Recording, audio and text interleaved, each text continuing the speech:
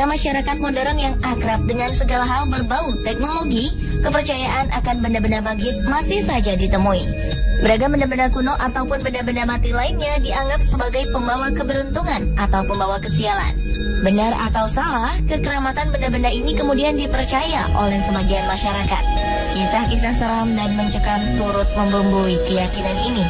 Dan pemirsa, kami akan membahas benda-benda peninggalan kuno yang dianggap terkutuk dalam segmen On The Spot Versus.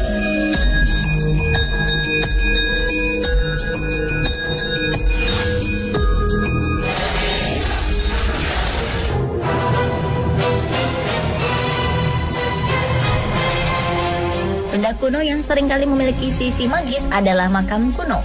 Dan tak dipungkiri, salah satunya yang terkenal adalah makam-makam Raja Mesir. Di dalamnya tersembunyi harta-harta kerajaan. Namun mereka yang menginginkan harta karun ini harus bersiap menghadap kutukan Raja Mesir. Kutukan Raja Mesir yang paling tersohor adalah kutukan Tutankhamun, yang merupakan Raja Mesir generasi ke-18. Makam ini pertama kali ditemukan oleh seorang arkeolog bernama Howard Carter pada tanggal 4 November 1922 silam. Kelompok penggalian Howard menemukan tangga menuju makam Tutankhamun yang merupakan makam Firaun terbaik yang pernah diawetkan, sekaligus yang paling utuh yang pernah ditemukan di lembah para raja. Namun, di balik penemuan besar ini, kutukan telah menanti.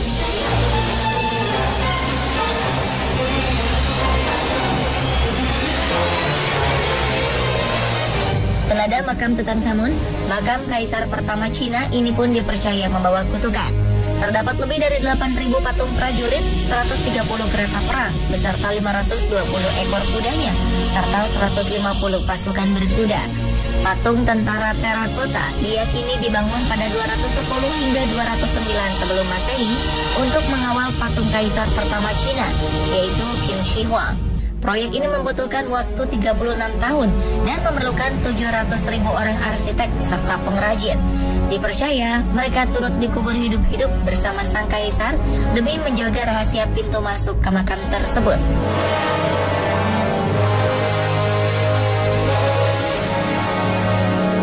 Ditemukannya makam Tutankhamun kala itu serta-merta membawa nasib kurang mujur. Orang-orang yang turut serta dalam penggalian makam ini meninggal karena alasan-alasan tertentu. Beberapa di antaranya masih misterius.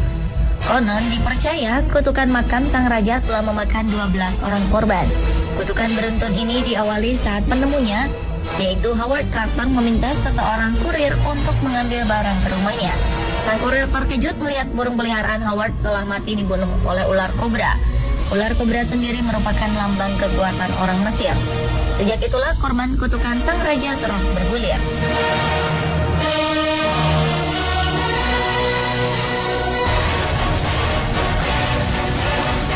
Kutukan ternyata juga menyertai ditemukannya patung tentara terakota penjaga makam ini. Tepatnya pada tahun 1974, sekelompok petani tengah menggali tanah untuk membuat sumur. Salah satu di antaranya tak sengaja menemukan patung-patung tersebut. Ia pun lantas melaporkan temuan mereka pada pihak berwenang. Namun, seperti halnya penemuan makam Farao, patung-patung kuno ini ternyata membawa petaka bagi penemunya. Penemuan makam sang kaisar ini justru membuat para petani penemunya hidup susah. Mereka terpuruk dalam kemiskinan. 3 di antara petani-petani tersebut meninggal dengan misterius di usia yang masih muda. Salah satu petani yang bernama Wang Fuzi bahkan bunuh diri di tahun 1997. Sementara yang lainnya hidup dalam kemiskinan.